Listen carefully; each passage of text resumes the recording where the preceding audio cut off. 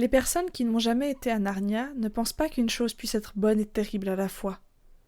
Si les enfants avaient jamais eu pareille pensée, ils en furent guéris à l'instant, car lorsqu'ils essayèrent de regarder le visage d'Aslan, ils ne firent qu'entrevoir l'éclat de sa crinière d'or et ses grands yeux majestueux, solennels et accablants. Puis, ils se rendirent compte qu'ils ne pouvaient plus le regarder et qu'il tremblait.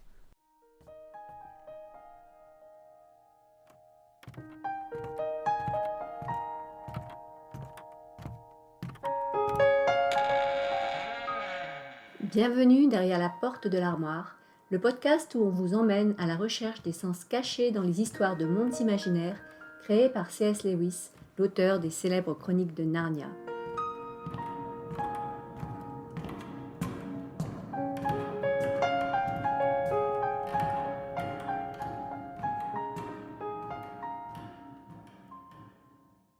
Bonjour Anna. Bonjour Lula.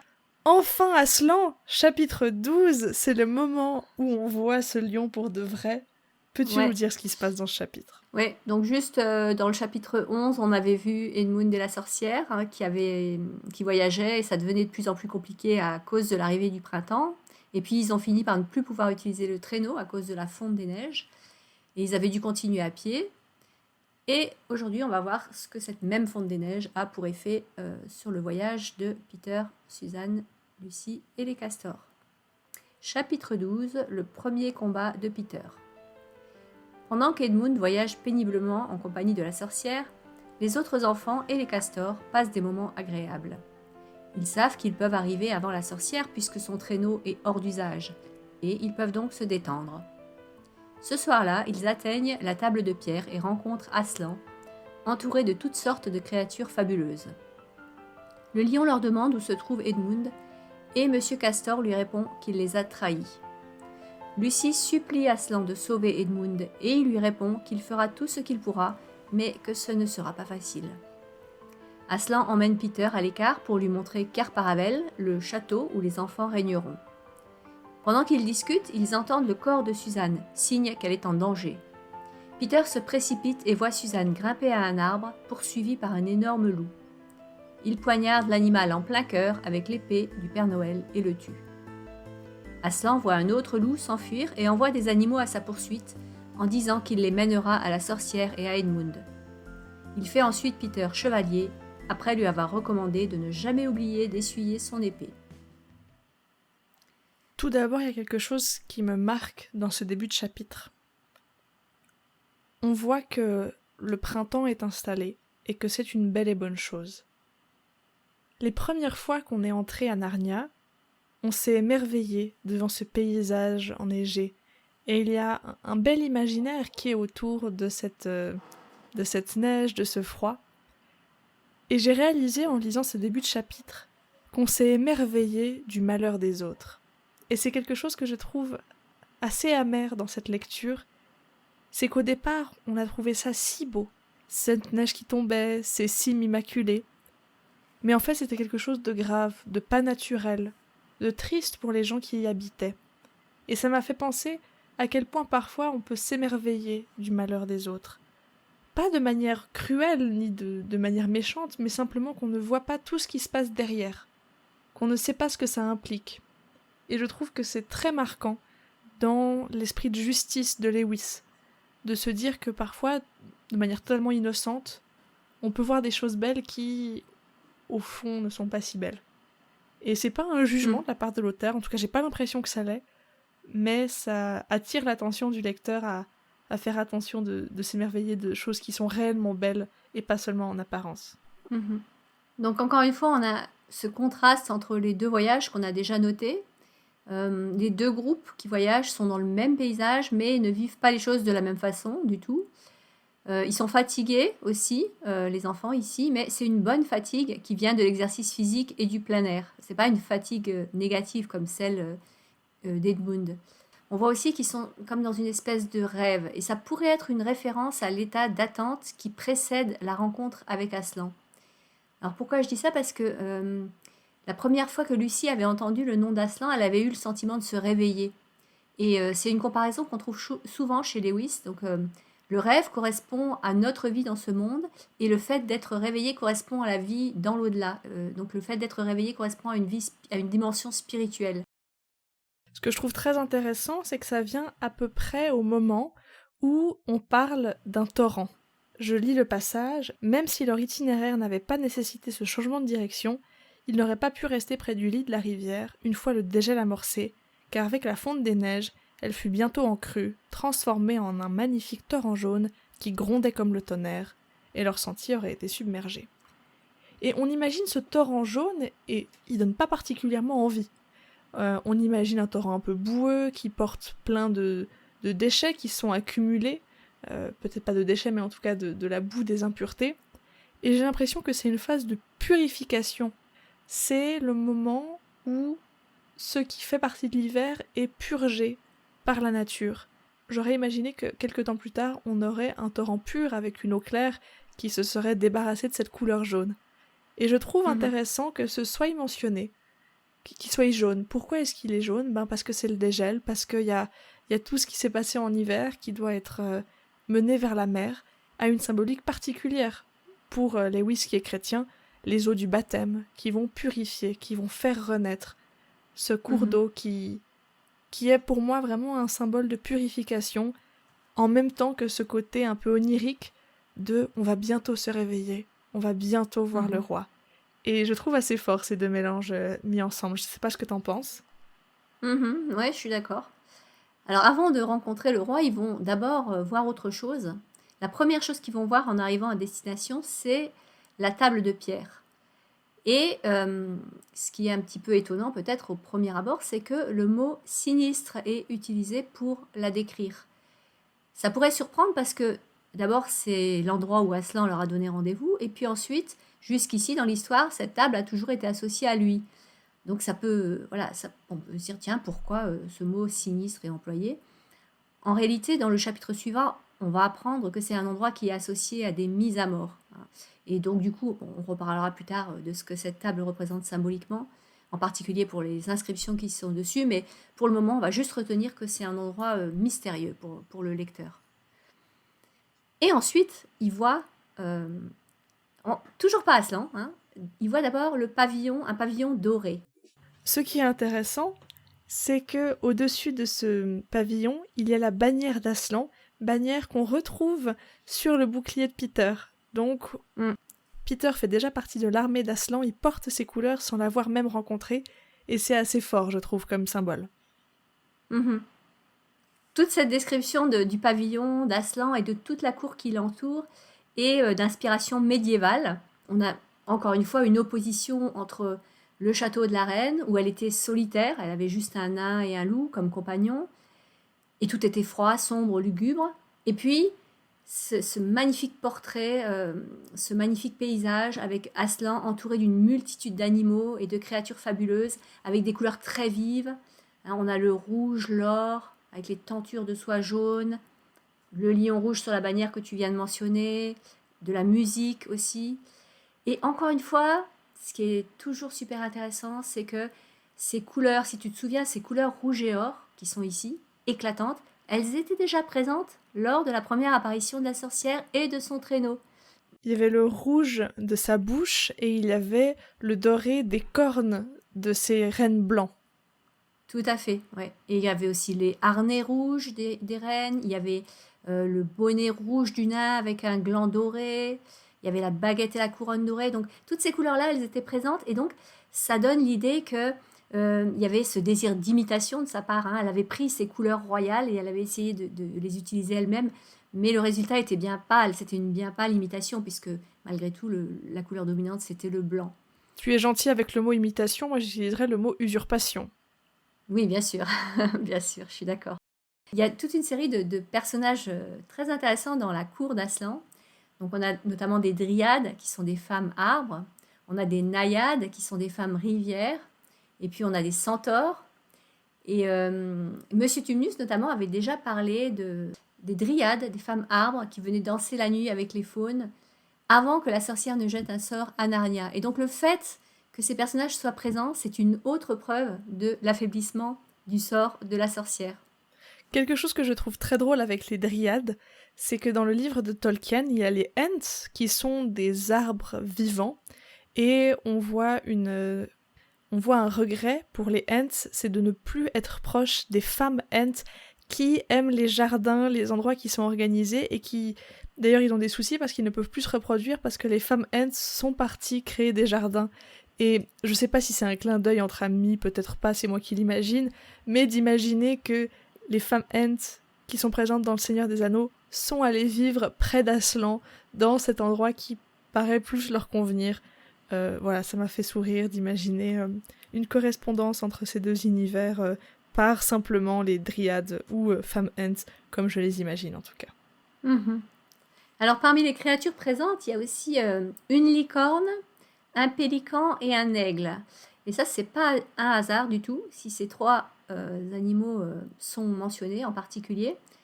Pourquoi? Parce que tous les trois sont des symboles du Christ. Encore une fois, c'est quelque chose qui date de l'époque du Moyen-Âge. Donc, la licorne est un symbole d'innocence et de pureté qui est associé au Christ. Alors, le pélican est aussi associé au Christ parce qu'on pensait à l'époque qu'il nourrissait ses enfants avec son propre sang.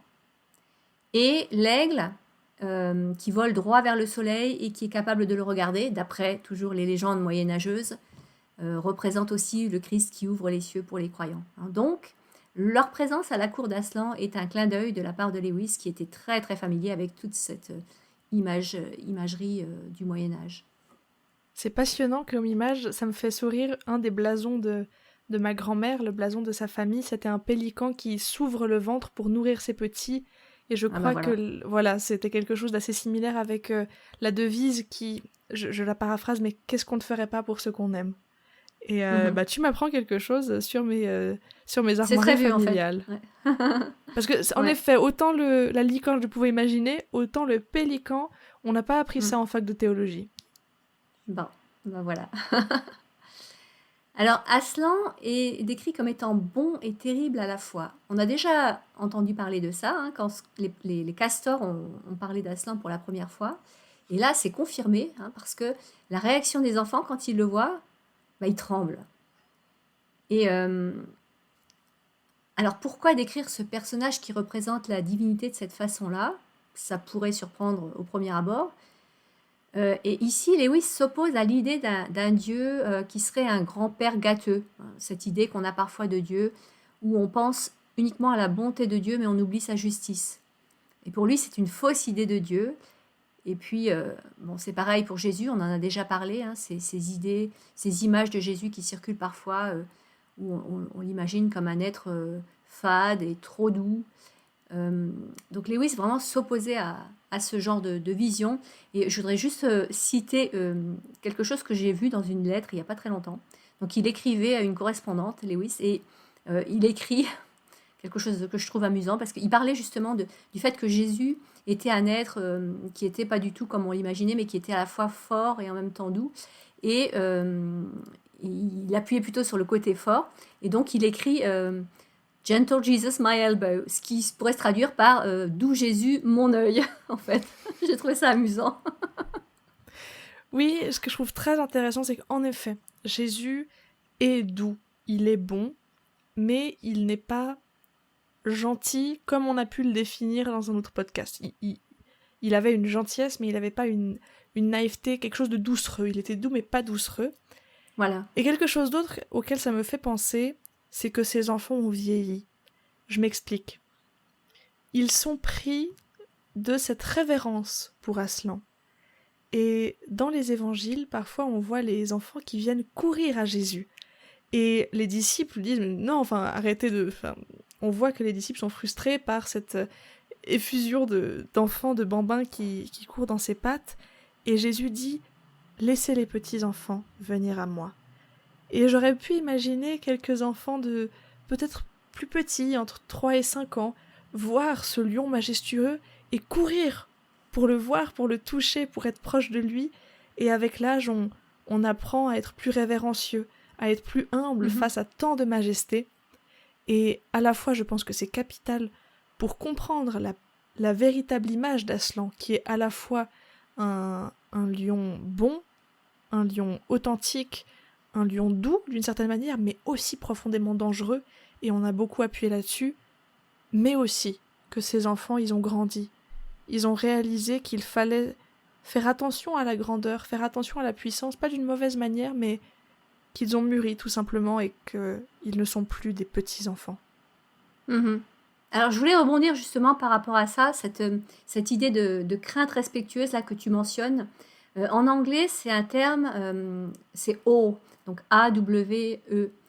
Et c'est un terme qui au départ est très fort. C'est la racine du mot awful et aussi awesome. Malheureusement, ces mots-là, surtout awesome, ce sont des mots qui sont devenus un peu galvaudés aujourd'hui, qui ont perdu de leur force. Mais au départ, étymologiquement, c'est très très fort. Et pourquoi je le mentionne, c'est aussi parce que Tolkien a écrit un essai sur la fantasy qui s'appelle On Stories, donc sur les histoires, et il dit précisément qu'une bonne histoire de fantasy doit produire deux sentiments, à son avis, awe and wonder, à cause de l'aspect surnaturel. Hein. Donc c'est à la fois cette crainte révérencieuse, cet émerveillement. Donc on n'a pas vraiment de mots pour traduire ça en français, mais voilà, un émerveillement mêlé de crainte. Et c'est exactement ce que les enfants ressentent là en face d'Aslan, qui représente donc le surnaturel par excellence. Oui, et un Aslan qui les appelle par leur nom. Ça, c'est Mhm. très fort aussi. Aslan ne les appelle pas en premier par fils d'Adam et fille d'Ève. Bienvenue à toi, Peter, fils d'Adam, dit Aslan.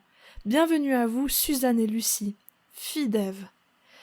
Et ça, c'est quelque chose d'important dans la Bible, c'est que Dieu nous appelle par notre prénom, dans le sens Mhm. où Dieu nous connaît personnellement et que Dieu ne voit jamais les humains comme un humain comme les autres.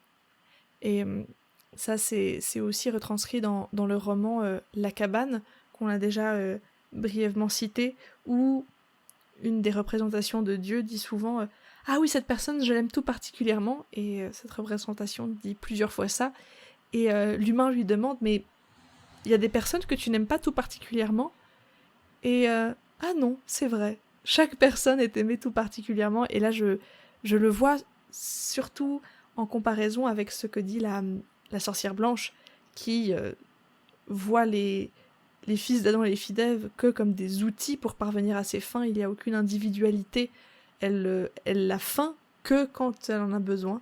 On voit Aslan qui connaît leur nom alors qu'il ne les a jamais rencontrés. On voit Mhm. ce roi qui connaît chacun de ses sujets. Et ça, c'est beau.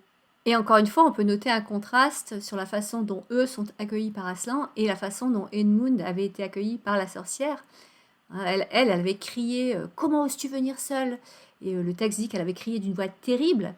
Et ici, on nous décrit la voix d'Aslan comme étant incroyablement profonde et riche, et qu'en plus, elle a un pouvoir calmant. Hein. Donc, c'est une opposition totale avec la façon dont les deux souverains ont accueilli leur sujet, hein, si je peux utiliser ce terme, même si on a une fausse souveraine d'un côté.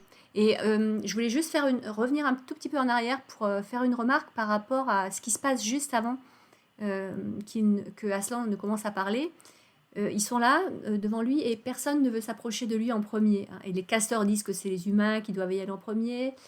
Et, euh, et là, en fait, il y a une référence à l'histoire de la création où Dieu a confié les animaux aux êtres humains pour qu'ils en prennent soin et qu'ils en soient responsables. Et donc, ils font référence à ça. Alors, c'est une tâche, bien sûr, que les humains ont assez mal remplie, ou même très mal remplie, mais ça, c'est une autre histoire. En tout cas, ici, quand les casteurs disent que les humains doivent y aller en premier, c'est une référence à ça, le fait que les humains sont responsables des animaux. Et ensuite, Suzanne dit que c'est Peter qui doit y aller en premier, parce que c'est l'aîné. Alors, il y a une logique à ça. En même temps, on va voir que à Narnia, il va se passer la même chose que ce qui se passe dans la Bible, c'est que au départ il y a un ordre, mais qu'ensuite cet ordre va être constamment renversé. On en a déjà parlé, hein, on a déjà parlé de ça dans la Bible. Il y a plein d'histoires où le plus jeune va prendre la prééminence sur le plus âgé. On peut citer Jacob, Joseph, David. Et à Narnia, ben, on a déjà vu une fois, mais on va le revoir. Souvent, c'est Lucie, la plus jeune, qui va avoir un rôle prépondérant. Oui, et ce qui est intéressant, c'est que Peter ne semble pas être perturbé par le fait que son autorité présumée puisse être usurpée. On a vu beaucoup de moments où Edmund était très frustré, il souhaitait absolument avoir l'autorité sur ses frères et sœurs, mais Peter laisse volontiers le lead à d'autres personnes que lui. Et c'est très intéressant de voir cela. Celui qui n'a pas le droit d'aînesse fait tout pour... En tout cas, faisait tout pour essayer de l'usurper, et celui qui l'a l'offre la plupart du temps avec plaisir. Il prend les responsabilités, mais il prend pas les honneurs. En tout cas, pas tout le temps, pas souvent. Et c'est quelque chose d'assez intéressant, d'assez beau, de voir Peter avec une grande maturité par rapport à ça. Alors, une fois qu'il a accueilli chaque enfant présent, par son nom, comme tu l'as fait remarquer, il demande « Où est le quatrième ?» Alors, pourquoi est-ce qu'il demande ? Est-ce que tu crois qu'il ne sait pas où est Edmund ? Je pense qu'Aslan sait beaucoup de choses. Il a envie de l'entendre par la bouche des personnes qui arrivent. Et c'est très intéressant parce que c'est un sujet qui est souvent abordé dans le sujet de la prière. Pourquoi prier si Dieu est omniscient ? Et une des raisons, on va pas toutes les établir, mais une des raisons, c'est Dieu aime être en communication avec les humains. Dieu aime entendre les histoires de la bouche des créatures. Et là, ça va être très intéressant parce que ça apprend beaucoup de choses à Aslan de la part des humains, même s'il sait tout de la manière dont ils vont réagir, de la manière dont ils vont le raconter. Et aussi, deuxième point très important, c'est que ça va faire du bien aux humains de le verbaliser. Et souvent dans la prière, c'est pareil. On dit « Ah mais Dieu connaît mes soucis, Dieu connaît mes problèmes », mais le fait de les verbaliser, de les prier d'une manière ou d'une autre, ça permet de mettre des mots sur ce qui se passe, sur ce qu'on ressent, et c'est salvateur. Et dans la prière et avec Aslan, on peut peut-être voir une espèce de miroir qui est lancé. Qu'est-ce qui s'est passé du quatrième ? Comment est-ce que vous avez vécu cette histoire ? Donc une question profondément pédagogique. Et c'est peut-être aussi un test. Il veut voir comment ils vont présenter la chose, et on peut dire qu'ils réussissent le test parce qu'ils n'accablent pas Edmund inutilement. Si on regarde comment ils réagissent, comment ils répondent, Monsieur Castor donne les faits de façon vraiment objective, et Peter va même jusqu'à rejeter une partie de la faute sur lui. Il dit voilà, je l'ai énervé, donc c'est en partie de ma faute. Alors le texte dit « quelque chose poussa Peter à dire ». Alors, on peut penser que c'est sa conscience, que voilà, il a eu des mauvais sentiments à l'égard d'Edmund et maintenant il le regrette. Et face à ça, Aslan ne dit rien. Il ne va pas non plus faire de reproches à Peter. Il est juste là pour, comme tu l'as dit, pour l'aider à prendre conscience peut-être de ce qui s'est passé dans son propre cœur. Alors, est-ce que Peter est vraiment coupable, comme il le dit ? Alors, d'avoir eu des mauvaises pensées à l'égard de son frère, sûrement, oui. Mais est-ce qu'il a raison de penser qu'Edmund a choisi le mal en partie à cause de lui ? Je ne suis pas sûre. Je dirais plutôt qu'ici, Peter a peut-être fait preuve de compassion et il a essayé de se mettre dans la peau de son frère. Et puis peut-être aussi qu'il se sent un peu responsable en tant qu'aîné. On a vu que souvent, il a tendance un petit peu à se sentir responsable des autres. Et voilà, il n'a probablement pas plus de tort que ça. Oui, je suis d'accord avec toi. Je ne le vois pas particulièrement coupable. Mais en même temps, et je trouve très intéressant, il prend toutes les responsabilités qu'il pourrait avoir dans l'histoire. C'est ça. Et dans le chapitre suivant, lorsque Edmund va s'excuser auprès de ses frères et sœurs, Peter ne va pas s'excuser auprès d'Edmund, parce qu'il n'a pas vraiment besoin de le faire, je pense. Donc voilà, il n'est pas vraiment coupable. Oui, très intéressant. Et ensuite, on voit qu'on prépare un festin. Alors le festin a une connotation particulière dans la Bible, notamment dans la venue de Jésus. On va pas en parler beaucoup plus aujourd'hui, mais il y a la réjouissance de se retrouver. Encore une fois, on est dans des moments qui ne sont pas faciles, où il y a des choses belles, où il y a des choses graves qui vont se passer, mais on profite, on prend le temps d'être ensemble, de partager un repas. Et ensuite, une phrase que je trouve extrêmement pertinente dans l'histoire, qui est dite par Aslan, « Viens, fils d'Adam, je vais te montrer de loin le château où tu dois être roi. » Et là, où la promesse d'être roi était un mensonge de la part de la sorcière blanche, elle est une promesse réelle de la part d'Aslan. Et c'est très intéressant de voir que le mal miroite les promesses qui sont faites par le bien et par l'incarnation du bien qui est Aslan. Et ça, je trouve extrêmement intéressant. C'est pas si facile de discerner le bien du mal, dans le sens où les promesses sont similaires, mais c'est ce qui les entoure qui va faire que c'est une bonne chose ou une mauvaise chose, que c'est une vérité ou un mensonge. Et je trouve très intéressant de voir cette promesse qui, elle, peut être réalisée par rapport à la manipulation pure et simple de la sorcière blanche. Mhm. Et une autre phrase, « Ô homme, dit Aslan, voici Kerparavel aux 4 trônes, et sur l'un d'eux tu dois siéger en tant que roi. Je te le montre parce que tu es l'aîné et que tu seras le grand roi qui régnera sur tous les autres. » J'ai envie de parler de cette notion de grand roi, mais d'abord, est-ce que tu peux me dire quelque chose sur Kerparavel ? Oui, j'ai fait quelques recherches pour savoir si ça avait une signification particulière. Et donc, apparemment, donc le mot care, en vieil anglais, ça veut dire ville. Et le mot paravel, ça s'écrit pas totalement pareil, mais ça existe en anglais et ça veut dire être en dessous d'eux. C'est en référence, par exemple, à quelqu'un, donc c'est dans un système médiéval, quelqu'un qui loue une terre qui appartiendrait à quelqu'un d'autre. Et donc, les critiques pensent que peut-être c'est une référence aux enfants qui vont gouverner Narnia tout en étant sous l'autorité d'Aslan. Hein. Ils sont en dessous d'eux. Hein. C'est la ville qui gouverne, mais qui est sous l'autorité d'Aslan, avec un genre de système de gouvernement médiéval où ils ne devront pas abuser de leur autorité, puisque au-dessus d'eux, il y a le lion. Oui, ça va tout à fait en lien avec l'idée du grand roi. C'est intéressant, surtout encore une fois pour un Britannique, l'idée qu'il y ait des petits rois et des grands rois. En général, il n'y a qu'un roi qui a tout le pouvoir, et là, on a une puissance au-dessus de tout, et des personnes qui auront du pouvoir, mais qui doivent répondre de leur pouvoir, notamment à un grand roi, mais qui lui-même et tous les autres doivent d'autant plus répondre de leur pouvoir à celui qui est au-dessus de tout.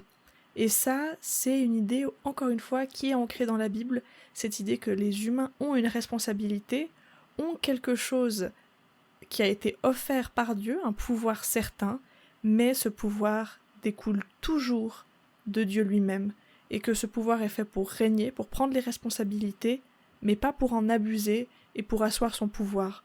Et déjà là, on a cette idée d'un royaume différent. Ce n'est pas les notions humaines, mais c'est des notions qui viennent d'un autre monde, dans le sens spirituel. Et donc, d'un seul coup, ils entendent le corps de Suzanne. Et Aslan aurait pu intervenir lui-même, ou il aurait pu envoyer quelqu'un de plus fort que Peter pour aller à la rescousse de Suzanne, mais il choisit d'envoyer Peter. Ça peut faire penser un petit peu à l'histoire de David et Goliath dans la Bible. Hein. C'est le petit, le jeune inexpérimenté David qui va aller se battre contre Goliath. Et là, c'est aussi le petit Peter qui n'a jamais combattu qui que ce soit de sa vie, qui va être envoyé par Aslan pour voler à son secours. Et ça nous montre que justement, comme on l'avait déjà dit une fois, ils ne restent pas totalement passifs. Hein, ils ont quand même à participer au travail pour sauver Narnia et ils vont apprendre des choses au travers de leurs difficultés.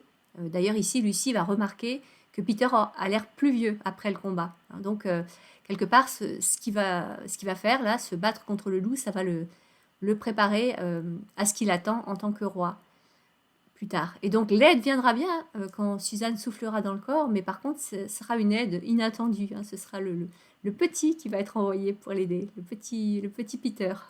Mais qui réussit sa tâche. Ah oui. Déjà, il le fait sous le regard d'Aslan, oui. Dans le sens où l'histoire a été écrite qu'une fois, mais on aurait pu imaginer que si ça tournait mal, Aslan n'aurait pas laissé Peter se faire déchiqueter par le loup, mais il y avait une assurance, mais c'était son combat, son épreuve, où il en sort grandi. Encore un petit détail, avant qu'on parle du combat avec le loup lui-même, il y a un petit détail qui est surprenant. Je ne sais pas si tu as remarqué ça, c'est que le texte dit que Aslan ronronne quand il dit que c'est le corps de Suzanne. Alors ça, c'est quelque chose qui est très rare à Narnia. Aslan ne ronronne pratiquement jamais. Et si tu as un chat, non, tu as peut-être pas de chat, mais moi j'en ai un. Je peux te dire que quand pas de chat. Voilà, mon chat quand il ronronne, c'est qu'il est heureux. Hein, c'est un signe de joie. Alors pourquoi Aslan ronronne-t-il ici? C'est-à-dire pourquoi exprime-t-il de la joie? À mon avis, c'est un ronronnement prophétique, si je peux me permettre cette expression. C'est-à-dire qu'en fait, il sait que le mal va se transformer en bien selon son plan. Il voit tout le bien qui va résulter de cette épreuve-là qui arrive. Il a le recul nécessaire pour voir que Peter va devenir plus courageux et qu'il va être ensuite prêt à être nommé chevalier. Et puis, il voit aussi que Maugrim a désobéi à la sorcière, puisque la sorcière lui avait demandé d'attendre ses ordres. Il voit que Maugrim va perdre la vie. Et puis, il voit aussi que le deuxième loup va fuir suite à ça et les mener vers Edmund. Et en plus, c'est lui qui a choisi ce cadeau pour Suzanne. Et donc, il est aussi content de voir que ce cadeau va être utile. Donc, finalement, il y a beaucoup de raisons de se réjouir à ce moment-là. Même si, pour nous, lecteurs, on ne sait pas encore ce qui va se passer. Mais Aslan voit déjà la victoire. Ça, c'est aussi une idée très biblique. L'idée que les épreuves peuvent parfois être aussi sujet de joie pour Dieu qui voit les choses avec un regard tellement plus grand, où il n'est pas myope sur les problèmes. Et quand on dit ça, il faut faire attention à deux choses. De une, Dieu ou Aslan ne se réjouit jamais du mal. Dans le sens où il n'y a aucun mal qui est justifiable pour faire le bien. Et une deuxième chose, Dieu ou Aslan, dans l'idée que Aslan représente ce bien absolu, ne va jamais minimiser les sentiments des humains au milieu des épreuves. Dans le sens où Aslan peut à la fois se réjouir de tout ce qui va découler de ce combat avec Maugrim, et à la fois que Aslan est en compassion parfaite avec Peter et Suzanne dans les émotions qu'ils vivent, dans les frayeurs qu'ils sont en train d'expérimenter. Et ça, c'est important, c'est compliqué pour l'esprit humain d'imaginer que ces deux choses peuvent cohabiter, mais on peut voir la réjouissance du bien qui va triompher sur le mal, et à la fois un Aslan plein de compassion, qui ne diminue pas du tout les émotions que peuvent ressentir ses enfants. Alors ensuite vient le combat avec le loup lui-même, et je trouve que la scène est très réaliste. On a vraiment l'impression d'y être, et en plus, elle est décrite avec très peu de mots. C'est pas très long, mais on ressent vraiment les émotions très fortement, notamment à cause de petites choses comme le fait que Peter a l'impression... Alors, en français, on nous dit qu'il allait être malade, mais cette traduction, c'est un peu un euphémisme, parce qu'en anglais, en fait, clairement, il a l'impression qu'il va vomir. C'est ce que dit l'anglais. Et voilà, une émotion tellement forte qu'on a l'impression qu'on va vomir, voilà, ça dit bien les choses. Et on voit vraiment dans cette scène l'horreur de la bataille, que ce soit d'ailleurs des hommes ou des femmes qui se battent, pour faire un petit clin d'œil à une conversation précédente. Et ce qu'on voit aussi ici, c'est que c'est une scène assez traditionnelle, dans le sens que les deux filles se sauvent et le garçon vient à la rescousse. Mais moi, j'aurais deux remarques à faire par rapport à ça. Je devance les critiques, on va dire. Donc moi, j'ai deux remarques à faire. Bon, d'une part, il y a une question d'âge en partie, ça on en a déjà parlé, les filles sont plus jeunes. Et deuxièmement, on voit que c'est Peter qui tremble après le combat, et on voit même qu'il pleure.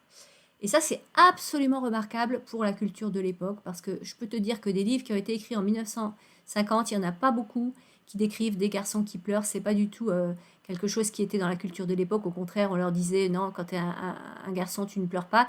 Et le narrateur lui-même fait la remarque, parce que il dit, donc je ne sais pas si je l'ai noté. Mais à Narnia, personne ne vous blâme pour de telles effusions.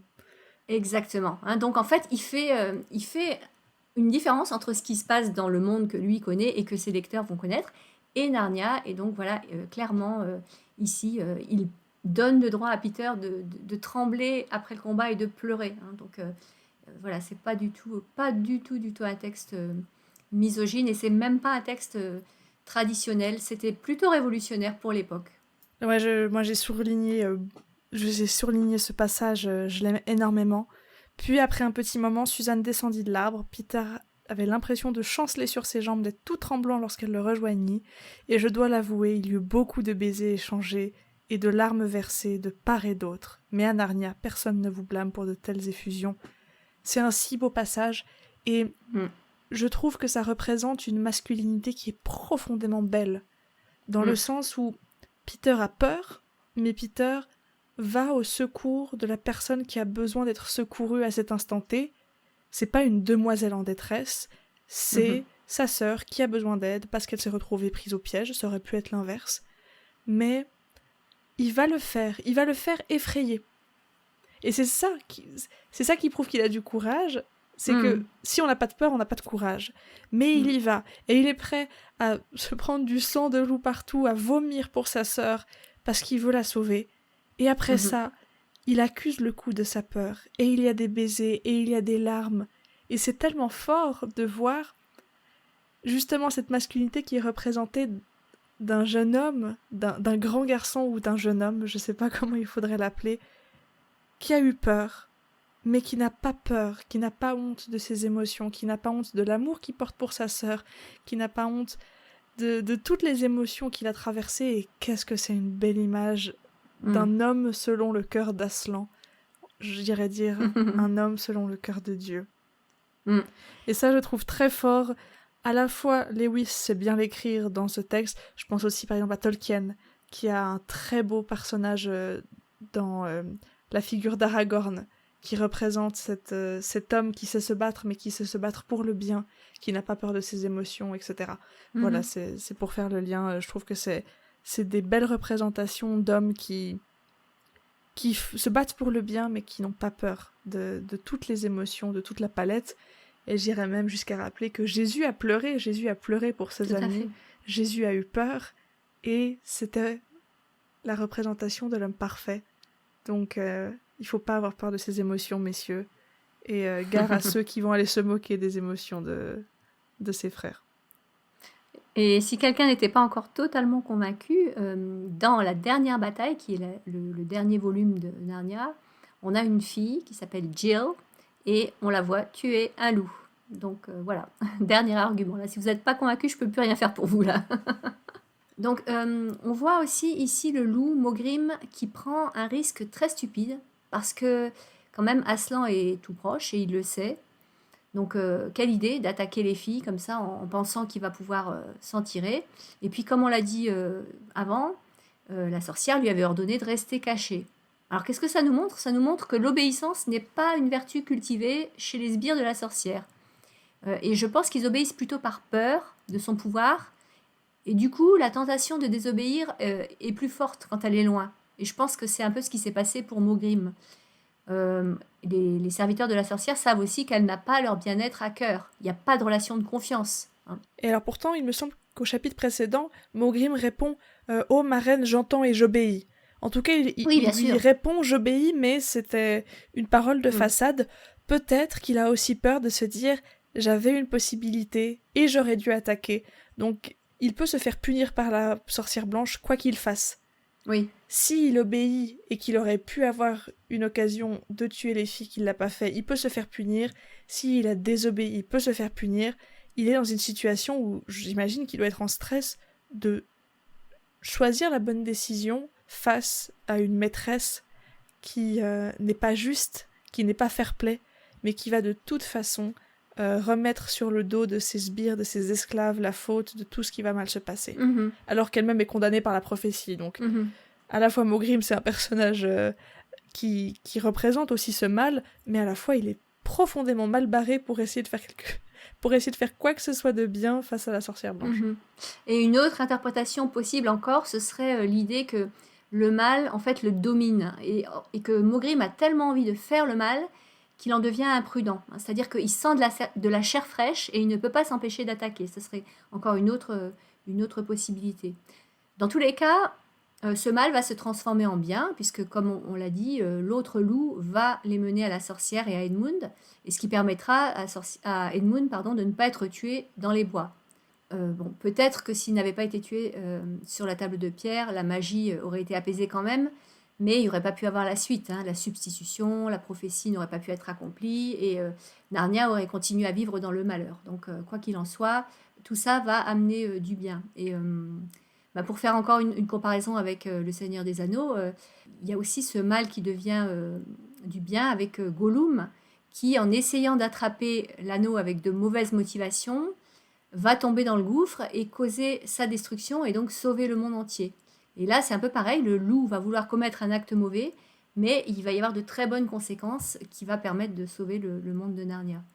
Oui, et on sort d'une idée légaliste, ce qui est très intéressant.